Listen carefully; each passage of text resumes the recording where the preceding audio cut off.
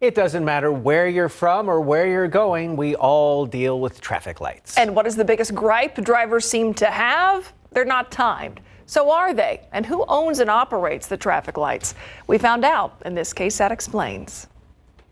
I'm a very impatient person, so I feel like every light is long. Trying to take a left turn, and it just takes forever. Everywhere. It's crowded, all of it. The traffic lights is not very well synced here. Their complaints local public works departments hear often.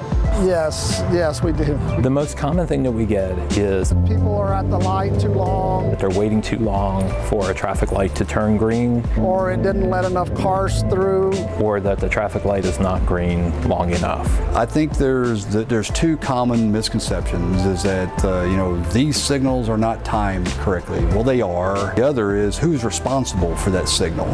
3 groups are in charge of timing and maintaining local traffic signals: the city, the county, and the Texas Department of Transportation. That map represents one of the 1,145 traffic signals that the city operates throughout town. This is the TransGuide Operations Center. City Public Works employees are here monitoring information from traffic signals and all these cameras. Right now we have about 250 intersections that have cameras. Not red light cameras, those are banned in Texas. These cameras give crews a real-time road view. We can watch to see, is the light operating the way we think it should be operating? And then we have equipment that is recording how long each light is green and red. SAPD also has staff here, as well as via bus dispatchers and TxDOT. There's a rarely known code in our Texas Administrative Code that says if a city is over 50,000 population,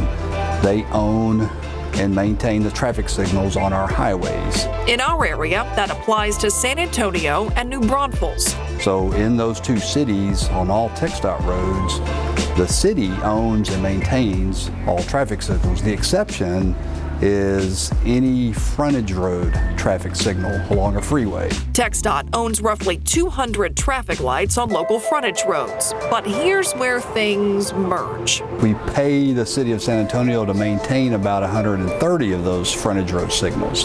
In smaller cities in Bexar County that have fewer than 50,000 people, TxDOT owns and maintains those lights. These are a few examples.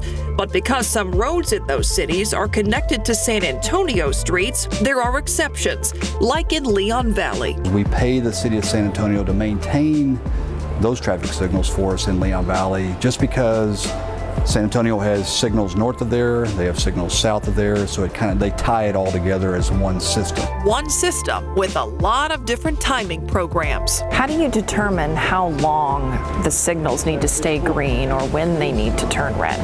So we do an engineering analysis at every intersection where we go out and we collect data. We look at how many cars are going through the intersection and what direction they're going, how many left turns they're taking, how many right turns. And we also look at how many pedestrians. Time of day is a factor too. City traffic lights usually have 3 timing programs, one for the morning rush hour, one for the evening rush hour, and one for the times in between. For some locations, we have even more than that because we have some locations that have like a heavy lunch period, for example, or some that have unique traffic patterns on the weekends. So we may have a different timing plan that runs on Saturday versus one that runs on Sunday.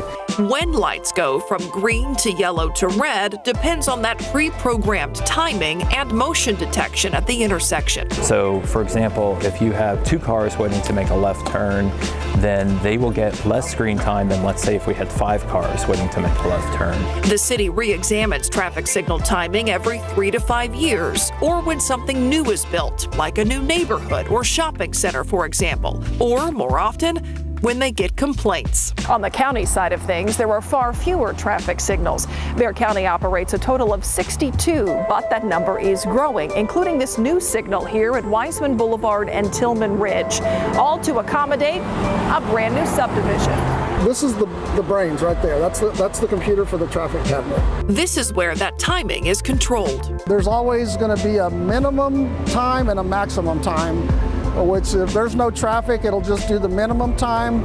If you do have traffic, there's a lot of cars, it'll shut off at the maximum time and it'll allow the most cars it can while still keeping in mind that there's another leg that needs to go through. That minimum and maximum time varies at every intersection. The city of San Antonio says lights will typically be green 60 seconds on a main street, 30 seconds for a smaller street, and 15 seconds for left turn lanes. 3 of the most traveled intersections in San Antonio are Southwest Military at Zarzamora, Culebra at Westwood Loop, and Petranco at Hunt Lane. Bexar County Public Works says it doesn't track an average time, but they do know the busiest intersections: Alamo Ranch at Lone Star Parkway, Alamo Ranch at Alamo Ranch Parkway, and Bulverde Road at TPC Parkway. In the next several months, the county is upgrading to a system that will allow them to monitor traffic signals remotely. We can connect automatically from our desktop and look to see if someone calls and says that there's something wrong. We can actually just log into the system directly and check it. The county, the city, and TxDOT say the goal is to keep people moving. The timing may not be perfect, and all that traffic, I'm from a small town of Lubbock, Texas, and we don't have that problem. it's not perfect either. Sometimes it's just the people's driving. Most times it's just the people's driving's fault. I apologize for some of those issues we had with a technical error there. We'll get it all fixed to get it up on our website and on YouTube. That's where you can let us know what you want explained. Scan this QR code here to go straight to the KSAT Explains page, where you can find all our coverage and a place to send in your own ideas. We'll be right back.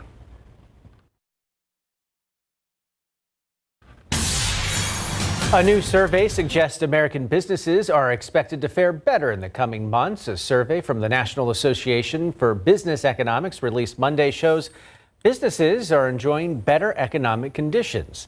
The group's president said it reflects an economy of rising sales and profits as material costs decline and stabilizing wages prove less challenging. This year has seen a steady slowdown in inflation, which has increased consumer confidence in the economy. Tick bites are a concern every summer, but this year that risk seems to be higher. Experts say a lot of it has to do with white-tailed deer becoming more common in densely populated areas. Some species of ticks carry diseases that can be debilitating or even life-threatening, including Lyme disease. So prevention is the best approach. When you're outside in tall grasses especially, tuck the bottoms of your pants into your socks and cover your skin as much as you can. Looking ahead this week, mark your calendars for this Wednesday at 6:30. KSAT airing a special on fentanyl. It is called Fighting Fentanyl. It's everyone's problem. You'll see how the drug comes in through our border, what customers and border protection does to stop it, and how the DEA is going after people who sell it. The goal is to help you start the conversation with your kids about fentanyl so you can help keep them safe. Again, that special this Wednesday, 6:30, right here on KSAT 12. After it airs, you can watch it on our website, our YouTube channel, and KSAT+. Look outside with live cam, back to dealing with triple digits and some dust. Adam Caskey. Yeah, and in just a little bit, we're going to take a look back at some of the rainfall yesterday as it relates to the aquifer and what parts of the aquifer it fell over and how much. As for today, no rainfall locally, unfortunately. 101 right now. By 9 o'clock, 94 degrees. Midnight, we're at 86. And tomorrow morning, we start the day at 77. Notice that 0% chance of rain on the right-hand side there. Unfortunately, we're getting back into a dry pattern. Another look at the tropics, actually, in a little bit, where 2 places of potential development and that dust in just a bit.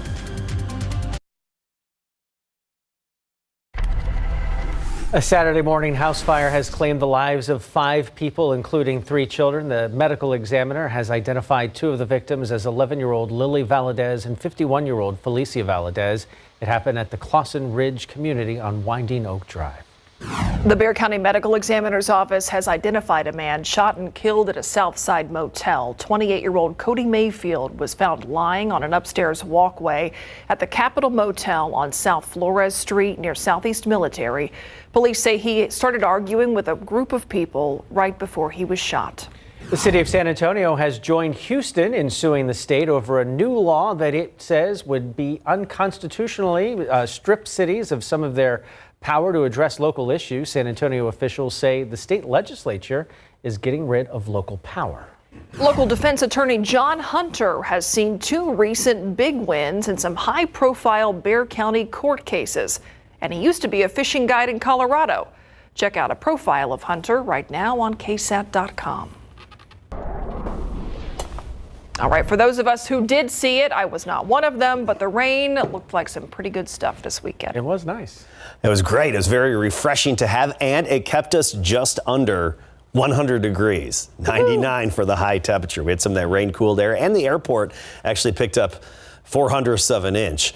Here's a view from parts of town yesterday. Wasn't that a beautiful sight? Oh, it sure was. 3/4 of an inch in Yvonne's backyard rain gauge after that downpour. And here's a picture from Pleasanton. Pleasanton had some very heavy rainfall from a thunderstorm yesterday. And this rain gauge indicating just under 2 inches of rainfall. So that was a welcomed sight.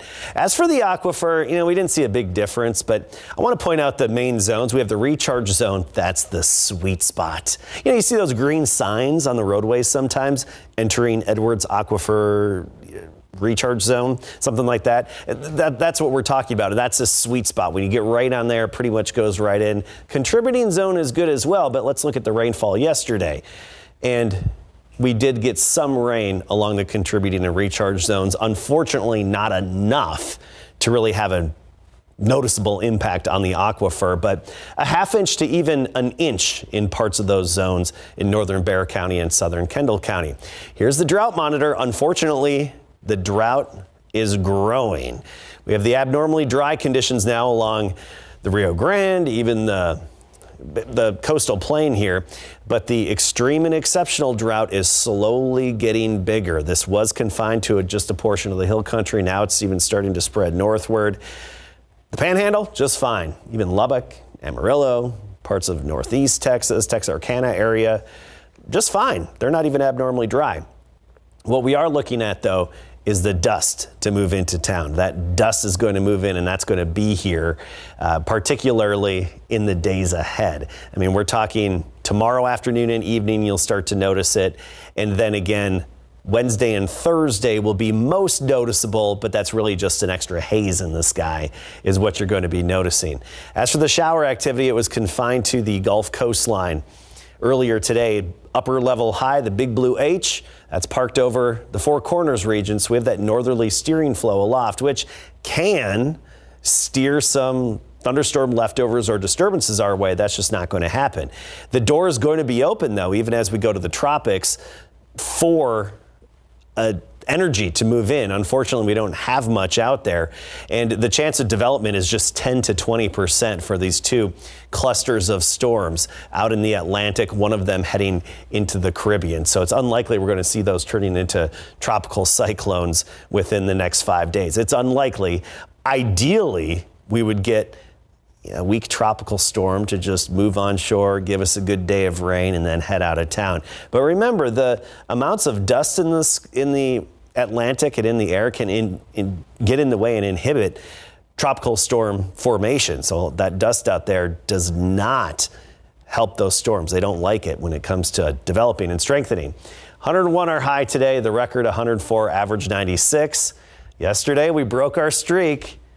15 consecutive 100-degree days. So that ties for second place with 2013. And now 21 is what we're going for again.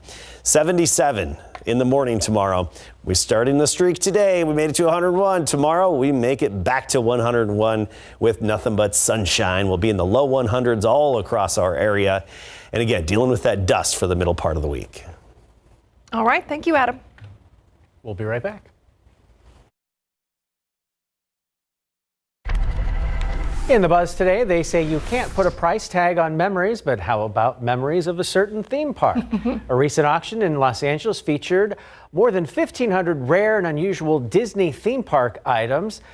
Haunted Mansion pieces are particularly spectacular success, including these animatronic, well, they were just there. They were the hitchhiking animatronic ghosts from the Haunted Mansion. They went for about $387,000. Jeez. Other items included a Space Mountain vehicle, which zoomed off for $50,000, and a flying Dumbo vehicle earmarked because Dumbo and the ears. Got it. Yeah. $266,000. Looked like they had some things from the Tiki room. Yeah. All right, in case you needed some more encouragement to improve your health, a new unpublished study presented today shows that adding certain healthy habits could help you live longer. Okay, so here's what they looked at in this study. Health and wellness behaviors of nearly 720,000 U.S. military veterans between the ages of 40 and 99.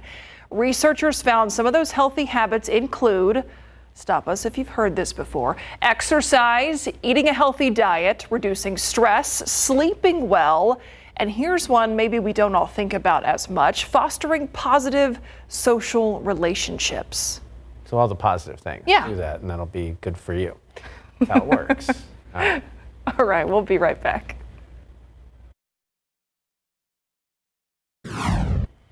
Okay, finally, a coastal beach is found covered in mounds of mushy marijuana.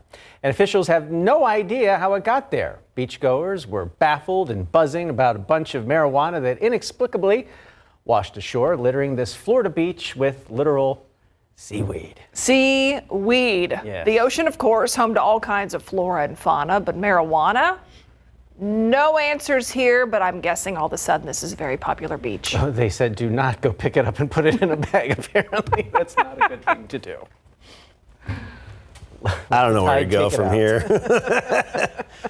Hey, we'll have a little bit of dust noticeable in the air, mainly just causing a haze for the middle part of the week, particularly Wednesday and Thursday. I wish we could drum up more rainfall and rain chances. Right now, it's just not in the works. Notice we'll have a little extra cloud cover Saturday and Sunday, and at that point, high temperatures right around 100. And there's a slight chance we may introduce a little shot at rain for the weekend, but right now it's just not there. All right, thanks, Adam, and thank you for watching the News at 6.